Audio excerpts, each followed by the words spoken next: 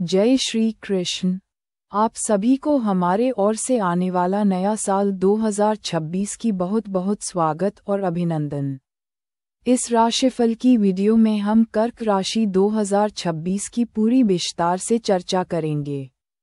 इस वीडियो में कर्क राशि वालों की करियर, नौकरी और व्यवसाय, आर्थिक, लव लाइफ, प्रेम और वैवाहिक जीवन, हेल्थ और स्वास्थ्य के लिए साल 2026 कैसी रहेगी, इस पर चर्चा करेंगे। तो चलिए वीडियो को शुरू करते हैं। कर्क राशि के लिए साल भर की गतिविधियों को जानने से पहले ग्रहों की स्थिति इस बार आपके लिए कैसी रह सकती है, इसे समझ लेना जरूरी होगा।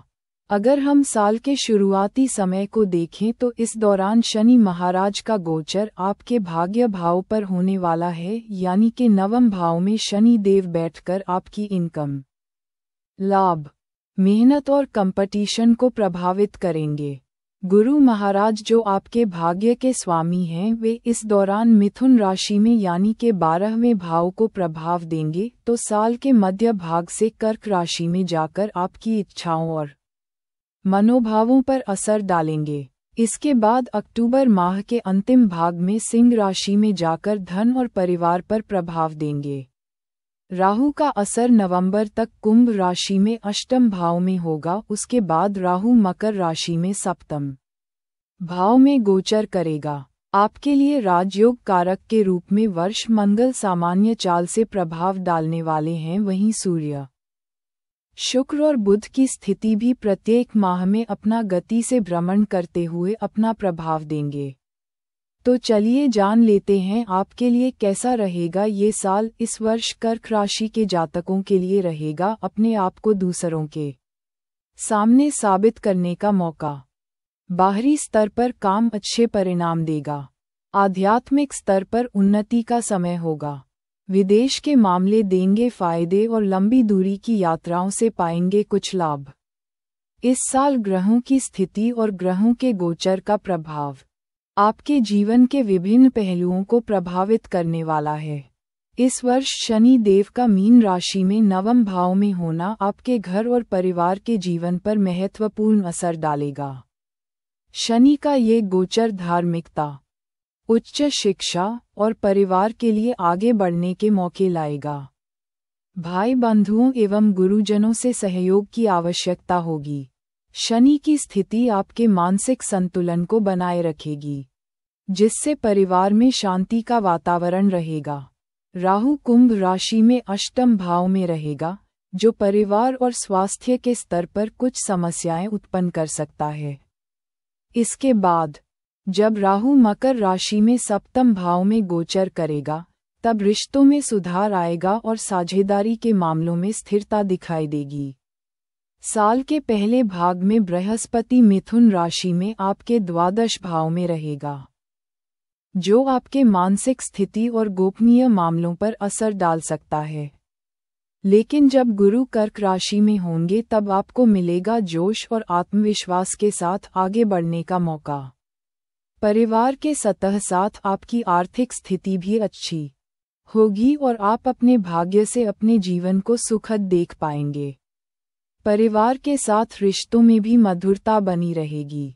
अष्टम भाव में राहु के कारण ससुराल पक्ष से कुछ मतभेद हो सकते हैं, या फिर दाम्पत्य जीवन में साथी के स्वास्थ्य को लेकर कुछ चिंता हो सकती है। इस समय ध्यान रखें कि आपके शब्द और व्यवहार से परिवार के दूसरे सदस्यों के बीच गलतफहमियां न पैदा हो। बृहस्पति का प्रभाव संतान के मामलों में मिला जुला रहेगा। वर्ष का पहला भाग संतान के लिए मुश्किल हो सकता है। 12वें भाव में बृहस्पति पर राहु की दृष्टि उच्च शिक्षा के लिए विदेश योग बना सकती है। इसके अलावा रिसर्च के मामले में बेहतर परिणाम मिल सकते हैं। बच्चों की एजुकेशन को लेकर और उनकी सेहत को लेकर चिंता हो सकती है। साल के मध्य भाग से गुरु का राशि बदलाव स्थिति में सुधार लाने वाला होगा। संतान सुख की प्राप्ति का समय भी होगा। शिक्षा में सफलता प्राप्त करेंगे और अपने लक्ष्य की ओर अग्रसर होंगे।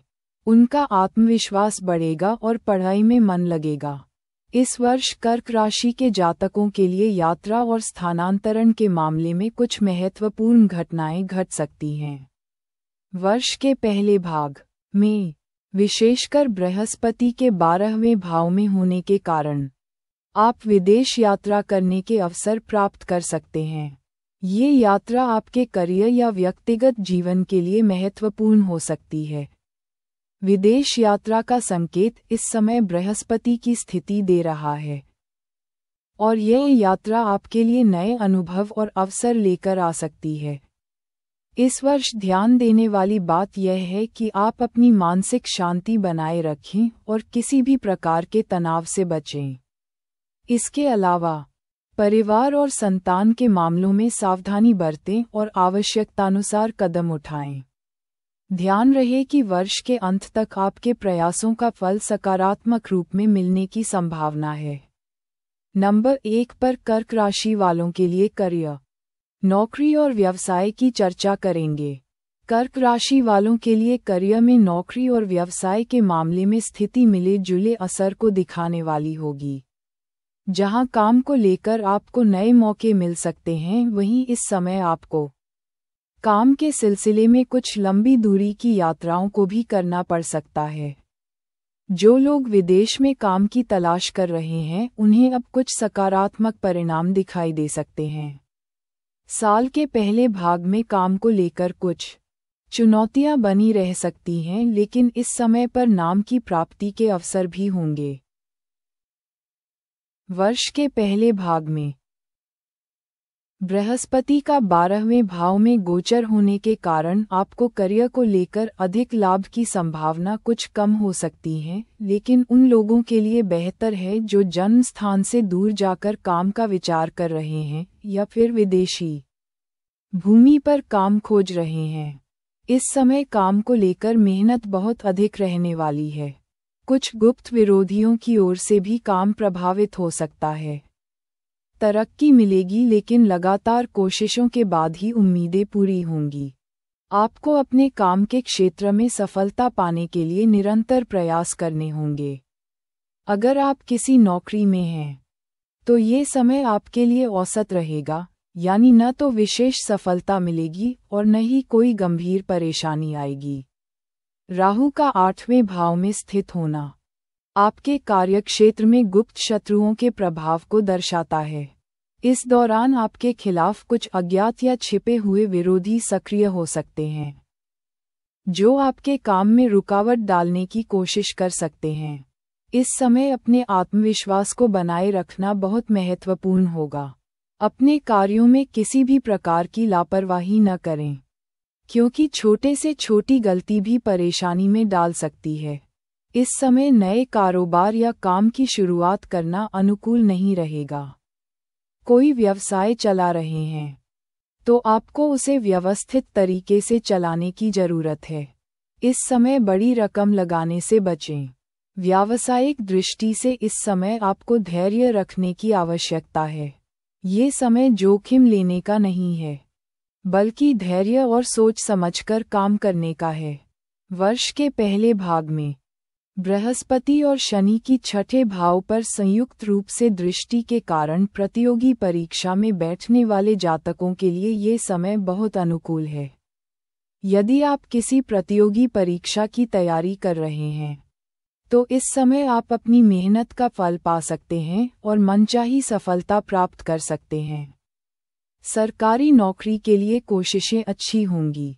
कॉम्पिटिटिव एग्जाम के लिए समय बेहतर रहेगा, लेकिन सफलता तभी मिलेगी जब आप पूरी तरह से लगन और मेहनत से जुटे रहेंगे। बेरोजगार लोगों के लिए भी वर्ष की शुरुआत में रोजगार प्राप्ति का अच्छा अवसर है। अगर आप नौकरी की तलाश कर रहे हैं, तो इस समय नौकरी मिल सकती है। गुरु के लग्न में गोचर से करियर और व्यवसाय में बेहतरी की दिशा में बदलाव होगा। सप्तम भाव पर बृहस्पति की दृष्टि आपके व्यवसाय में अच्छे लाभ की संभावना को प्रकट करती है। ये समय आपके व्यवसाय के लिए प्रगति और उन्नति का होगा। जो भी काम आप शुरू करेंगे, वह सफल होगा और आप व्यापार या नौकरी में अपने लक्ष्य की ओर अधिक आसानी से बढ़ेंगे। नंबर 2 पर कर्क राशि वालों के लिए आर्थिक स्थिति कैसी रहेगी, इस पर चर्चा करेंगे। कर्क राशि वालों के लिए आर्थिक दृष्टिकोण से ये साल शुरुआती दौर में खर्चों की अधिकता दे सकता है, लेकिन लाभ की प्राप्ति भी दिखाता है। साल के पहले भाग में जहां आर्थिक रूप से कुछ खर्चे अधिक हो सकते हैं, वहीं वर्ष के दूसरे भाग में आपको बेहतर अवसर और लाभ प्राप्त हो सकता है। शुरुआती दौर में इस समय बृहस्पति का 12वें भाव में स्थित होना आपके धन प्रवाह में कुछ रुकावट और बाधा उत्पन्न कर सकता है। बृहस्पति का ये गोचर आर्थिक प्रगति में कमी का कारण बन सकता है, विशेष रूप से यदि आप नए निवेश की योजना बना रहे हैं, तो इस समय आपको निवेश से बचना चाहिए। इस दौरान किसी भी प्रकार का उधार देना या लेने से बचें, क्योंकि बृहस्पति का 12वें भाव में गोचर उधारी के रूप में दिया गया धन वापस मिलने की संभावना कम कर सकता है। अतः इस समय आर्थिक लेन देन में बहुत सतर्क रहने की आवश्यकता है।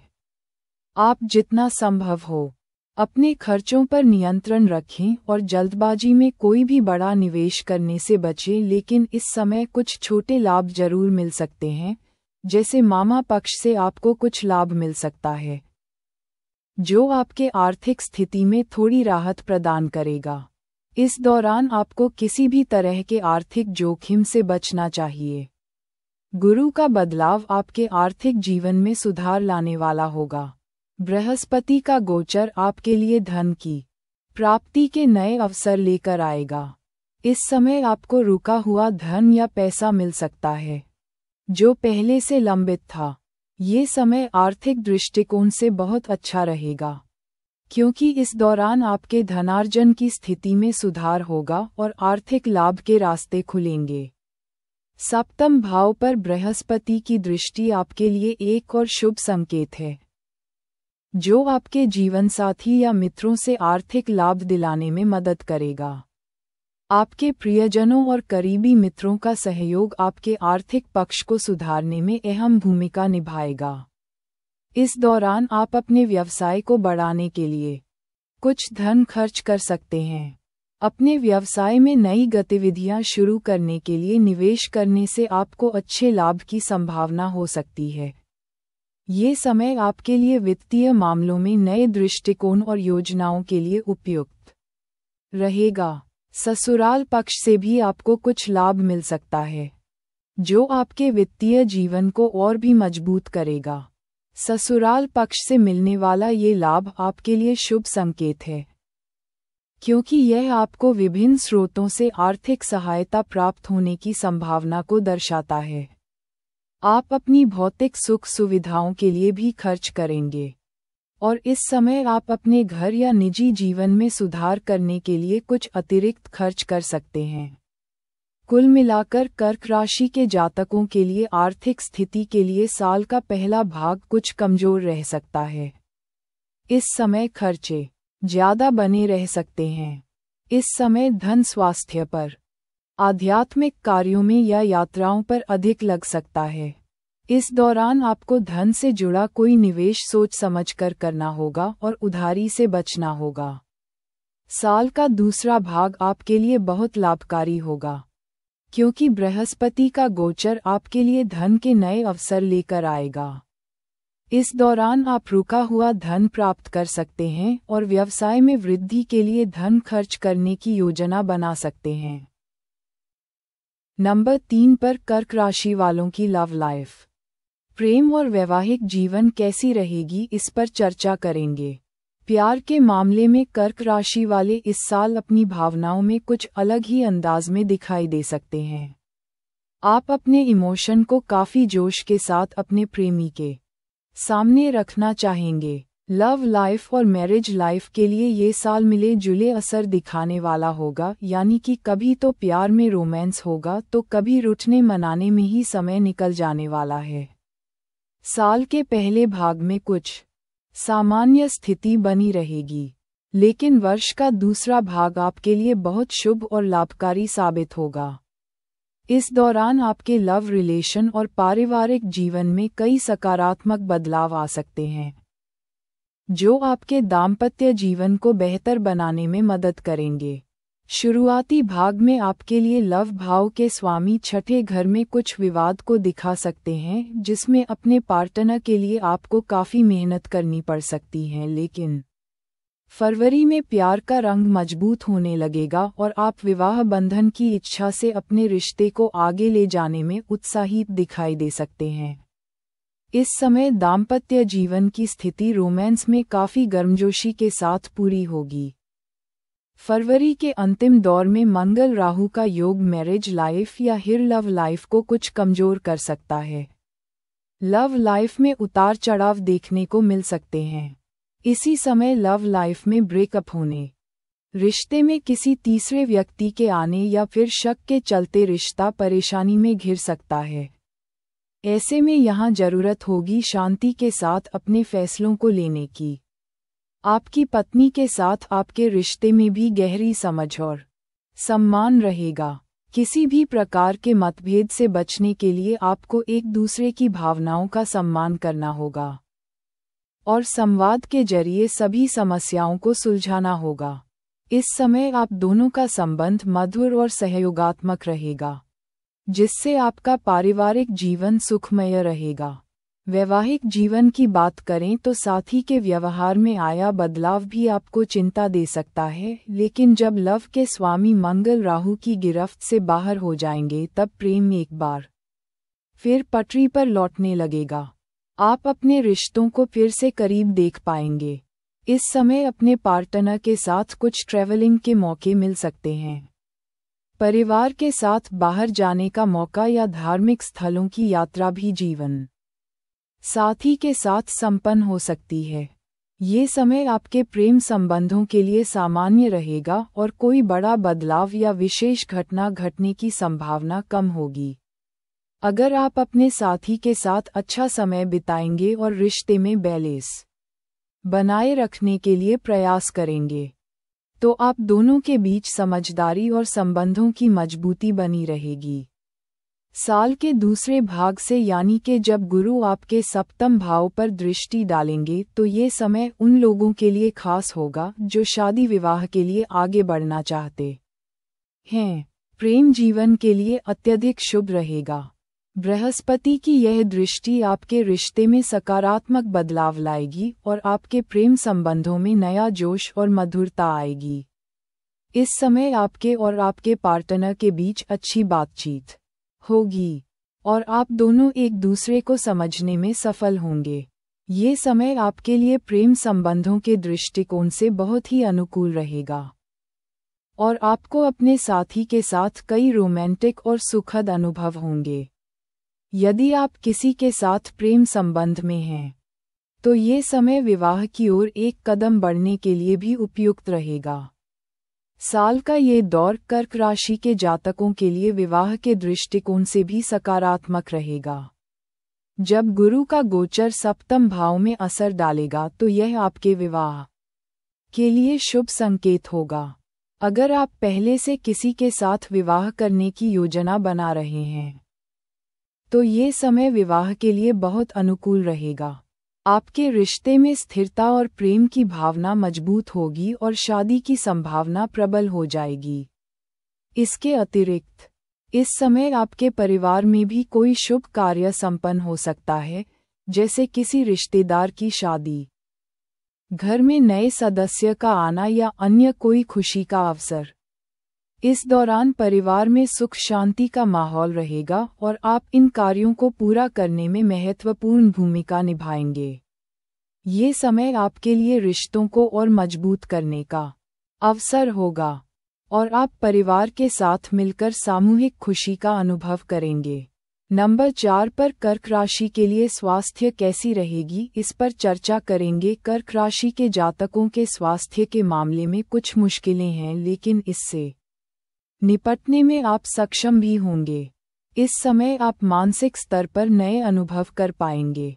सेहत और फिटनेस के लिए इस साल आपको खुद को तैयार रखना होगा और अपनी हेल्थ पर काम भी करना होगा। कुछ बेहतर सकारात्मक बदलाव आपके लिए जीवन को अच्छे स्तर पर ले जाने वाले होंगे। वर्ष का पहला भाग स्वास्थ्य के दृष्टिकोण से कुछ मिलाजुला सा रहेगा। इस समय छठे भाव का स्वामी 12वें भाव में होने से विपरीत राजयोग का असर भी दिखाई देगा। ऐसे में सेहत पर असर होगा, लेकिन इससे उबरने का भी मौका होगा। वर्ष का पहला भाग कर्क राशि के जातकों के लिए स्वास्थ्य के मामले में पूरी तरह से शुभ नहीं रहेगा। इस दौरान बृहस्पति का 12वें भाव में स्थित होना आपके स्वास्थ्य में उतार चढ़ाव ला सकता है। 12वां भाव एक स्थान है जो हानि, खर्च और मानसिक चिंता से जुड़ा होता है। इसलिए इस अवधि में आपको स्वास्थ्य संबंधी समस्याओं का सामना करने की संभावना हो सकती है। बृहस्पति का 12वें भाव में गोचर होने के कारण आपकी प्रतिरक्षा प्रणाली कमजोर हो सकती है और आपको शरीर में थकान या आलस्य का अनुभव हो सकता है। विशेष रूप से शारीरिक रूप से सक्रिय न होने की वजह से आप जल्दी थक सकते हैं। इस समय अपनी दिनचर्या को संतुलित बनाए रखना और स्वास्थ्य संबंधी खतरों से बचने के लिए उचित उपाय करना जरूरी होगा। फरवरी से मार्च के मध्य के समय वाहन इत्यादि का संभल कर उपयोग करने की जरूरत होगी। इस समय चोट लगने या रक्त प्रवाह की समस्या उभर सकती है। वहीं जब मंगल शनि का युति योग बनेगा तब वात और पित्त के रोग अधिक असर डालने वाले होंगे। मधुमेह या उच्च रक्तचाप जैसी पुरानी बीमारियों से ग्रस्त जातकों को विशेष रूप से सतर्क रहने की आवश्यकता है। आपको अपने खान पान का विशेष ध्यान रखना चाहिए और डॉक्टर द्वारा दी गई बातों को समझें और दवा एवं परहेज का सही से पालन करना चाहिए। उचित खान पान, रोज के व्यायाम और समय पर दवाओं का सेवन आपके स्वास्थ्य को बेहतर बनाए रखने में मदद करेगा। जून के बाद से स्वास्थ्य में सुधार होने के संकेत हैं। इस वर्ष आपको अपने शरीर और मानसिक स्थिति पर अधिक ध्यान देने की आवश्यकता होगी ताकि आप किसी भी स्वास्थ्य संबंधी समस्याओं से बच सकें। गुरु का जल तत्व और वायु तत्व की राशि में गोचर श्वसन तंत्र, पेट और संक्रमण के रोगों से जुड़ी समस्याओं को जन्म दे सकता है। इस दौरान आपको जुकाम, खांसी, सर्दी, पेट में संक्रमण या पाचन समस्याओं का सामना हो सकता है। यदि आप श्वसन संबंधी समस्याओं से बचना चाहते हैं तो धूल, प्रदूषण और सर्दी से बचने के लिए खास एहतियात बरतें। साल के दूसरे भाग में गुरु के लग्न में गोचर करने पर यह समय आपके स्वास्थ्य के लिए बहुत शुभ रहेगा। बृहस्पति का गोचर आपके शारीरिक और मानसिक स्वास्थ्य में सकारात्मक सुधार लेकर आएगा। इस समय आप मानसिक रूप से अधिक संतुलित और शारीरिक रूप से अधिक स्वस्थ रहेंगे। लग्न भाव पर बृहस्पति की दृष्टि से आपके भीतर अधिक ऊर्जा और उत्साह का संचार होगा, जिससे आप न केवल शारीरिक रूप से बेहतर महसूस करेंगे बल्कि मानसिक रूप से भी आप संतुलित और शांत रहेंगे। बृहस्पति के इस प्रभाव से आपकी प्रतिरक्षा प्रणाली मजबूत होगी और आप किसी भी प्रकार के संक्रमण या बीमारियों से बचने में सक्षम होंगे। इस समय आपको ताजगी और ऊर्जा का अनुभव होगा और आप अपनी सेहत के प्रति अधिक जागरूक होंगे। स्वास्थ्य को लेकर इस वर्ष आपको खुद पर ध्यान देना होगा और एक संतुलित जीवनशैली अपनानी होगी। इस समय आपको फिटनेस के लिए अधिक प्रयास करने चाहिए। आप नियमित रूप से व्यायाम और योग करने की योजना बना सकते हैं ताकि आप अपनी शारीरिक फिटनेस को बनाए रखें। योग और ध्यान से आपके मानसिक स्वास्थ्य में भी सुधार होगा और आप मानसिक तनाव और चिंता से बच सकेंगे। इस वर्ष विशेष रूप से आपको अपने आहार का ध्यान रखना होगा। उच्च रक्तचाप, मधुमेह या अन्य पुरानी बीमारियों से ग्रस्त जातकों को अत्यधिक नमक, चीनी और फैट से बचना चाहिए। फाइबर युक्त आहार, ताजे फल और हरी सब्जियां आपको स्वस्थ बनाए रखेंगे। तो मेरे प्यारे साथियों, इस वीडियो में बस इतना ही। ये वीडियो आपको कैसी लगी हमें कमेंट करके बताएं और चैनल को जरूर सब्सक्राइब करें। आपका दिन मंगलमय हो। धन्यवाद।